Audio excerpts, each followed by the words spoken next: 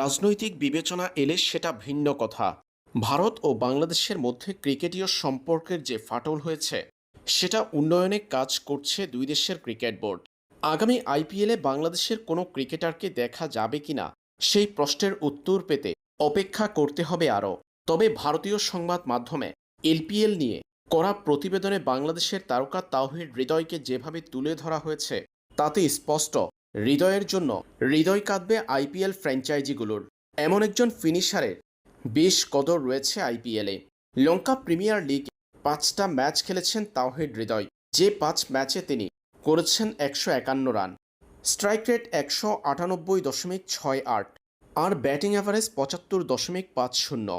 মাত্র ৫ ম্যাচ খেলে ভারতীয় সংবাদ মাধ্যম ইএসপিএন ক্রিকইনফোর লঙ্কা প্রিমিয়ার লিগের সেরা একাদশে জায়গা করে নিয়েছেন তাওহিদ হৃদয়, যেটা নজর কাড়বে আইপিএল ফ্র্যাঞ্চাইজিগুলোর। লঙ্কা প্রিমিয়ার লিগের সেরা একাদশ নির্বাচনের প্রতিবেদনে ইএসপিএন ক্রিকইনফো লিখেছে, তিনি এলেন, দেখলেন এবং প্রায় জয় করে ফেললেন। তাসকিন আহমেদের বদলি হিসেবে শেষ মুহূর্তে দলে যুক্ত হয়ে খেলার মোড় ঘুরিয়ে দিলেন। দলে যোগ দেওয়ার পর ৫টা ইনিংসে তার সংগ্রহ ছিল যথাক্রমে ৩৫, ৩১, ২১, ৫৪ ও ১০ রান, যার প্রতিটি এসেছে দুর্দান্ত স্ট্রাইক রেটে। মাত্র ৫টা ম্যাচ খেলেই তার বিধ্বংসী ও সংক্ষিপ্ত ইনিংসগুলো কিংসের মিডল অর্ডারে নতুন প্রাণশক্তির সঞ্চার করে দলকে ফাইনালে পৌঁছে দেয়। ৫ ইনিংসের মধ্যে তাওহিদ হৃদয়ের ৩৫, ৩১ ও ৫৪ রানের ইনিংসগুলো ছিল অপরাজিত ইনিংস।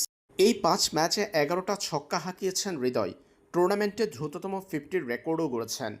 তাই বলা যাচ্ছে, আইপিএলের নিলামে যদি তাওহিদ হৃদয়ের নামটা তোলা হয়, সেই ক্ষেত্রে মোস্তাফিজের ৯ কোটি ২০ লক্ষ রুপির রেকর্ডটাও ভাঙতে পারেন হৃদয়।